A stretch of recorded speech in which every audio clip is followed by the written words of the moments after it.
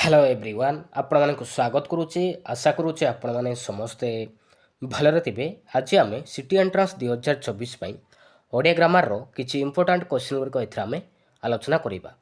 तो चलंतु पिला माने देरी न करी आरंभ करिबा क्लास। तो देखंतु फास्ट क्वेश्चन रहिछि अक्षुर्ण ताकू जदि आम एक पद रे प्रकाश कले कोन हबो, जहा क्षीण होई नै ना जहा क्षुर्ण होई नै ना जहा क्षुण्ण होई नै ना कनिष्ठ नै अक्षुर्ण ताकू जदि आम एक पद रे प्रकाश कले कोन हबो, मन रखिबे जहा क्षुर्ण होई नै। तो ऑप्शन नंबर बी होछि आपनकर राइट आंसर। तो नेक्स्ट देखिबा केउटी एक वचन रो चिन्ह नुहे, कोडा गुटे एक वचन चिन्ह कोडा नुहे, एक वचन कोडा नुहे, चय नाटी नाटीए ना खंडे,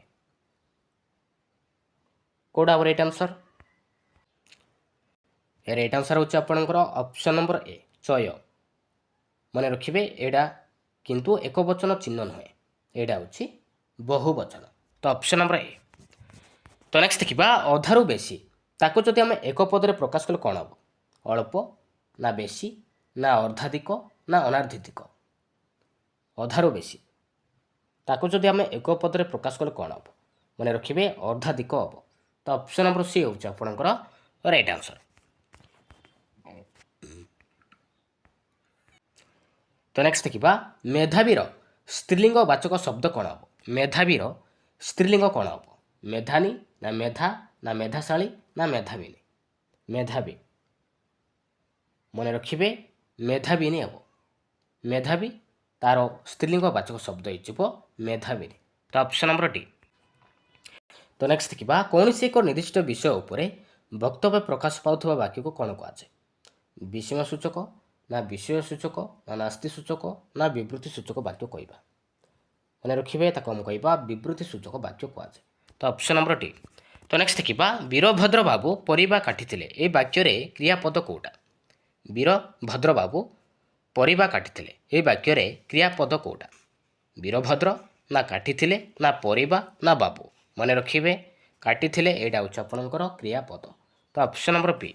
तो नेक्स्ट देखिबा अर्णव तो यहाँ गोटे कहार प्रतिशब्द पिला माने, अर्णव तो यहाँ गोटे कहार प्रतिशब्द, ग्रामर ना समुद्रर ना पुष्करणीर ना चढ़ागर, मन रखिए यहाँ हूँ आपणकर समुद्रर गोटे प्रतिशब्द। तो ऑप्शन नंबर बी। तो नेक्स्ट देखिबा वांछितर विपरीत शब्द कौन पिला माने, वांछितर विपरीत शब्द कौन हम, अनुवांछित ना अवांछित ना सवांछित ना अवांछित, वांछितर मन रखिए अवांछित हम। तो ऑप्शन नंबर बी। तो नेक्स्ट देखिबा उपयुक्त शब्द बाची शून्य स्थान पूरण कर, उपेन्द्र भंज जड़े अभिजात वंशधर थिले। तो एथिरे आमे क्यों अभिजात शुद्ध बनान लगाइबा, कोड़ा लगाइबा, मन रखिए ऑप्शन नंबर बी अभिजात। तो ऑप्शन नंबर बी यहाँ हूँ शुद्ध बनान, ऑप्शन नंबर बी। तो नेक्स्ट देखिबा वैज्ञानिकर संधि विच्छेद कले कौन हम, वैज्ञानिक ताकू जदि आमे संधि विच्छेद कले कौन हम, विज्ञान युक्त एक ना विज्ञान युक्त एक ना विज्ञान युक्त एक ना विज्ञ युक्त आन युक्त एक, कोड़ा राइट आंसर। राइट आंसर होछि आपनकर ऑप्शन नंबर बी विज्ञान युक्त एक वैज्ञानिक, ऑप्शन नंबर बी। तो नेक्स्ट देखिबा विशेषण पदर व्यवहार वाक्यर केउठारे करा जायते, विशेषण पदर व्यवहार वाक्यर केउठारे करा जायते, क्रिया परे ना विशेष पूर्वरु ना कर्म पूर्वरु ना कर्ता परे, मन रखिए विशेष पूर्वर ही करा जाए। तो ऑप्शन नंबर बी। तो नेक्स्ट देखिबा विनयर सहित, विनयर सहित ताको जदि आमे एक पद रे प्रकाश कले कौन हम, विनयर सहित ताको जदि आमे एक पद रे प्रकाश कले कौन हम, सविनय ना विनय सहित ना विनय सह ना सविनय, मन रखिए सविनय हम, ऑप्शन नंबर डी। तो नेक्स्ट देखिबा मन सुख ताकू जदि आमे एक पद रे प्रकाश कले कौन हम, मन सुख, मनर सुख ना मन को सुख ना मन रे थिबा सुख ना मन निमित्त सुख, मन सुख ताको जदि आमे एक पद रे प्रकाश कले कौन हम पिला माने ना मनर सुख हम। तो ऑप्शन नंबर ए जो आपनकर राइट आंसर।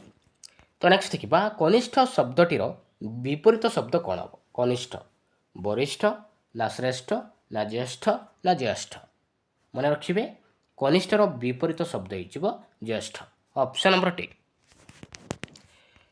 तो नेक्स्ट देखिबा तो नेक्स्ट क्वेश्चन रही केउटी ठीक शब्द निर्दोषी हेबो ना निर्दोष हेबो केउ शुद्ध बनाना कोडा हेबो निर्दोष ना निर्दोष हेबो मन रखिबे निर्दोष हेबो ऑप्शन नंबर बी निर्दोषी हेबो नै तो नेक्स्ट देखिबा केउटी शुद्ध शब्द तो दुखर शुद्ध शब्द कोडा हेबो मन रखिबे दुख ऑप्शन नंबर बी दुख एडा शुद्ध बनाना तो नेक्स्ट देखिबा केउटी ठीक तो गणेशर शुद्ध बनाना कोडा हेबो शुद्ध शब्द कोडा हेबो गणेशर मन रखिबे Ganesh option number B Ganesh last को तालव्य स लगे मन रखिए तालव्य स लगे गणेश तो नेक्स्ट देखिए केउटे एक शब्द शुद्ध बनाना कोडा हम शिकार क्यों शिकार लगे राइट आंसर कोडा हम राइट आंसर होची आपनकर ऑप्शन नंबर बी तालव्य सरे हर्षिकार लगे शिकार मन रखिए यहाँ हूँ शुद्ध बनाना ऑप्शन नंबर बी तो नेक्स्ट देखिए तो नेक्स्ट क्वेश्चन रही दयालु शब्दर विपरीत शब्द कौन हम पे दयालुर विपरीत शब्द कौन हम निर्दय ना कृपण ना निष्ठुर ना निगिता मन रखिए दयालुर विपरीत शब्द हो निर्दय तो ऑप्शन नंबर ए तो नेक्स्ट देखिए तो नेक्स्ट क्वेश्चन रही अतिशय घंच ताको जदि आम एक पदरे प्रकाश कले कौन हम निघंच ना अति घंच ना अर्घ्य ना सघंच मन रखिए अतिशय घंच निघंच तो ऑप्शन नंबर ए तो नेक्स्ट देखिए तो नेक्स्ट क्वेश्चन रही नाही जन्म जार ताको जदि आम एक पदरे प्रकाश कले कौन हम निजन्मा ना सजन्मा ना कजन्मा ना अजन्मा नाही जन्म जार ताको जदि आम एक पदरे प्रकाश कले कौन हम ना अजन्मा हम तो ऑप्शन नंबर डी हूँ आपंकर राइट आंसर तो नेक्स्ट देखिए तो नेक्स्ट क्वेश्चन रही हिसाब को अतिक्रम करे ताको जदि आम एक पदरे प्रकाश कले कौन हम बे हिसाब ना बे हिसाबी ना अति हिसाब ना जथा हिसाबी कौट हम राइट आंसर हूँ आपंकर ऑप्शन नंबर बी बे हिसाबी हम ऑप्शन नंबर बी तो नेक्स्ट देखिए गुणवाचक विशेष पद बाछ तो ये चारिटी ऑप्शन देछि कोडा गोटे गुणवाचक विशेष पद भजन ना कावेरी ना वार्धक्य ना नदी राइट आंसर हूँ आपंकर ऑप्शन नंबर सी वार्धक्य यहाँ हूँ गोटे गुणवाचक विशेष पद तो नेक्स्ट देखिए दक्षर स्त्रीलिंग वाचक शब्द कौन दक्षी ना दक्षा ना दक्षिणा ना दक्षिणी कौड़ा राइट आंसर हूँ आपंकर ऑप्शन नंबर बी दक्षा दक्षर स्त्रीलिंग वाचक शब्द हो दक्षा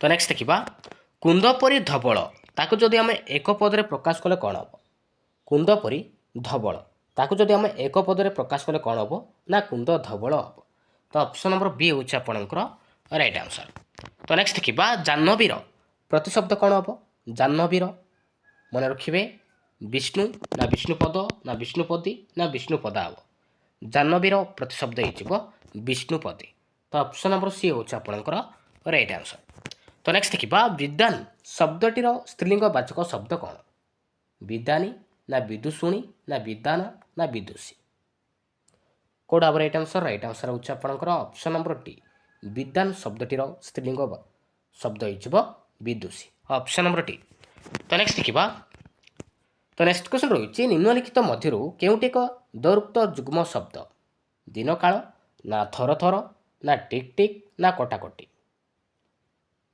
दौरुक्त जुग्म शब्द कौड़ा दौरुक्त जुग्म शब्द कौड़ा मन रखिए थर थर तो यहाँ हूँ दौरुक्त जुग्म शब्द तो ऑप्शन नंबर बी तो नेक्स्ट देखिए दियाइबा प्रेरणार्थक क्रियार मूल क्रिया कौन हम दियाइबा प्रेरणार्थक क्रियार मूल क्रिया कौन देव ना देखा ना कहवा ना देखा मन रखिए देव हम दियाइबार प्रेरणार्थ क्रियार मूल क्रिया हूँ देव ऑप्शन नंबर ए तो नेक्स्ट देखिए केउटी प्रेरणार्थक क्रिया शुणा ना भसाइबा ना देवा ना भाषा मन रखिए प्रेरणार्थक क्रिया हो भसाइबा यहाँ हूँ गोटे प्रेरणार्थक क्रिया ऑप्शन नंबर बी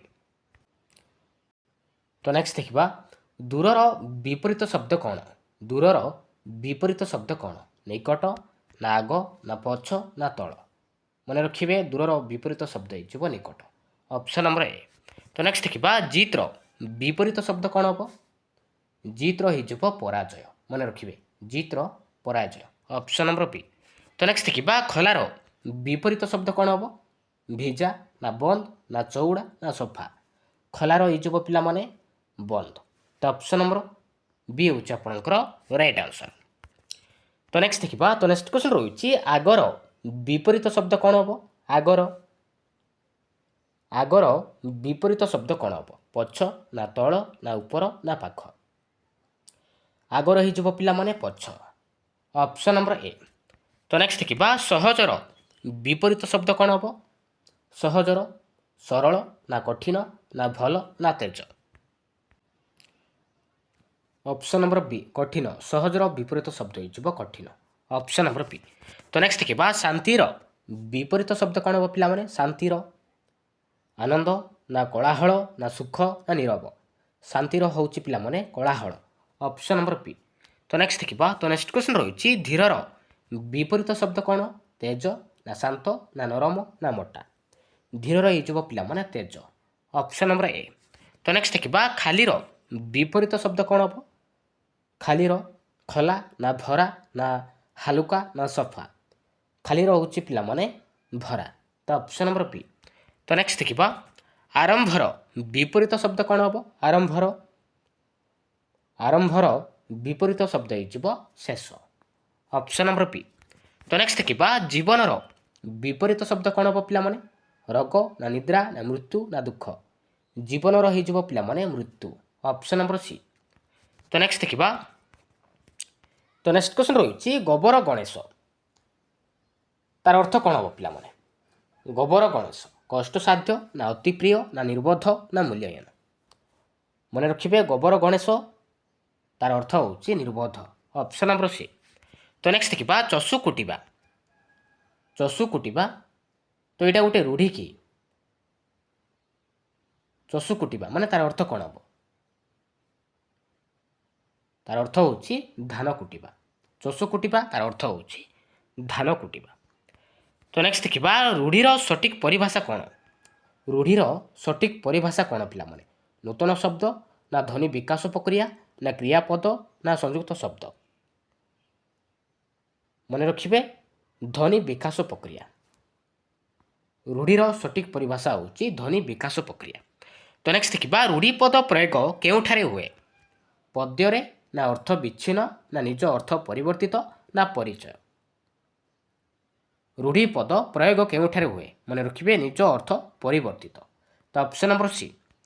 ତ ନେକ୍ସଟ ଦେଖିବା ତାଙ୍କର ଡ୍ୟାସ୍ ନୀତି ତାଙ୍କ ବିଫଳତାର କାରଣ। ତାଙ୍କର ଡ୍ୟାସ୍ ନୀତି ତାଙ୍କ ବିଫଳତାର କାରଣ। ହୁଙ୍କା ପିଟା ନା ଉତ୍ତମ ନା ଚାଲବାଜି ନା ବିଚାରହୀନ। ମନେ ରଖିବେ ହୁଙ୍କା ପିଟା। ତାଙ୍କର ହୁଙ୍କା ପିଟା ନୀତି ତାଙ୍କ ବିଫଳତାର କାରଣ। ତ ଅପସନ୍ ନମ୍ବର ଏ। ତ ନେକ୍ସଟ ଦେଖିବା ଦୁର୍ଘଟଣାରେ ବାପାଙ୍କୁ ହରାଇବା ପରେ ବି ପିଲାଟି ଡ୍ୟାସ୍ ସମସ୍ତ ଦାୟିତ୍ୱ ସମ୍ପାଦନ କଲେ।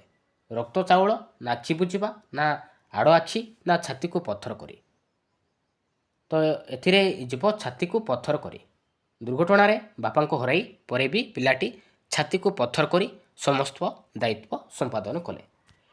ତ ନେକ୍ସଟ ଦେଖିବା ଅକାଳ କୁଷ୍ମାଣ୍ଡ ତାର ଅର୍ଥ କ'ଣ ପିଲାମାନେ? ଅତିଦିନିଆ ବର୍ଷା ନା ନିତାନ୍ତ ଅଯୋଗ୍ୟ ନା ସାହାଯ୍ୟ ନା ଅଳ୍ପ ବୁଦ୍ଧି। ଅକାଳ କୁଷ୍ମାଣ୍ଡ ତାର ଅର୍ଥ ହେଉଛି ନିତାନ୍ତ ଅଯୋଗ୍ୟ। ଅପସନ୍ ନମ୍ବର ବି। ତ ନେକ୍ସଟ ଦେଖିବା ନିମ୍ନଲିଖିତ ରୂଢ଼ି ମଧ୍ୟରୁ କେଉଁଟି ଆଖିରେ ଧୂଳି ଦେବା ନା ପୁସ୍ତକ ପଢ଼ିବା ନା ଘର ପିଛୁ ଯିବା ନା ରେଳରେ ଯାତ୍ରା କରିବା। ମନେ ରଖିବେ ତ ଆଖିରେ ଧୂଳି ଦେବା ଏଇଟା ହେଉଛି ଗୋଟେ ରୂଢ଼ି। ତ ନେକ୍ସଟ ଦେଖିବା କୁହୁଡ଼ି ପହଁରିବା ଅସମ୍ଭବ ସମ୍ଭବ ନା ଅଶାନ୍ତି ନା ନିଶ୍ଚିତ ନା ସାଧାରଣ। କୁହୁଡ଼ି ପହଁରିବା ତାର ଅର୍ଥ ହେଉଛି ଅସମ୍ଭବ ସମ୍ଭବ। ମନେ ରଖିବେ। ତ ନେକ୍ସଟ ଦେଖିବା ରୂଢ଼ି ପ୍ରୟୋଗର ଉଦାହରଣ କ'ଣ? ରୂଢ଼ି ପ୍ରୟୋଗର ଉଦାହରଣ କେଉଁଟା? ସୂର୍ଯ୍ୟ ଉଦୟ ନା ମୁଣ୍ଡ ହେବା ନା ଗୋବର ଗଣେଶ ନା ଚନ୍ଦ୍ର ରାତି। ଗୋବର ଗଣେଶ ଏଇଟା ହେଉଛି ଗୋଟେ ରୂଢ଼ି। ମନେ ରଖିବେ। Option number C. ତ ନେକ୍ସଟ ଦେଖିବା ବାହାଘର ବେଳେ ବାଇଗଣ ରହିବା। ତ ଏଇଟା ଗୋଟେ ରୂଢ଼ି ନା କ'ଣ? ମନେ ରଖିବେ ଏଇଟା ହେଉଛି ଗୋଟେ ରୂଢ଼ି। Option number A. ତ ନେକ୍ସଟ ଦେଖିବା କଳାକନା ବୁଲେଇ ଦେବା। କଳା କନା ବୁଲେଇ ଦେବା ତ ଏଇଟା ଗୋଟେ ରୂଢ଼ି ନା କ'ଣ? ରୂଢ଼ି ନା ସାଧାରଣ କାହାଣୀ ନା କବିତା ନା ବାକ୍ୟ? ତ ଏଇଟା ମଧ୍ୟ ଗୋଟେ ରୂଢ଼ି, ମନେ ରଖିବେ।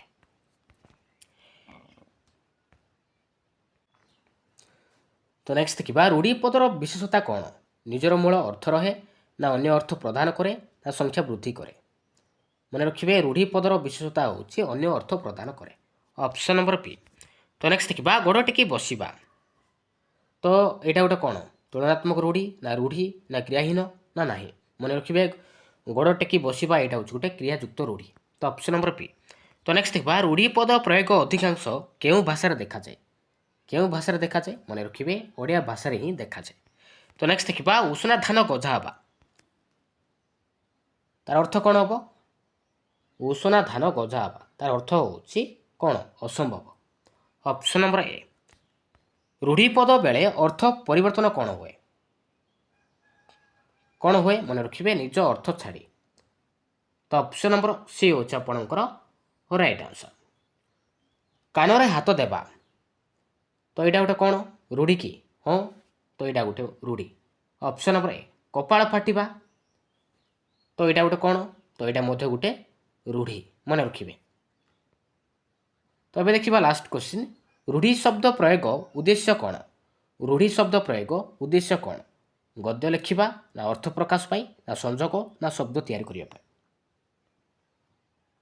ମନେ ରଖିବେ ଏଇଟା ହେଉଛି କ'ଣ? ଅର୍ଥ ପ୍ରକାଶ ପାଇଁ। ତ ଅପସନ୍ ନମ୍ବର ବି। Thank you.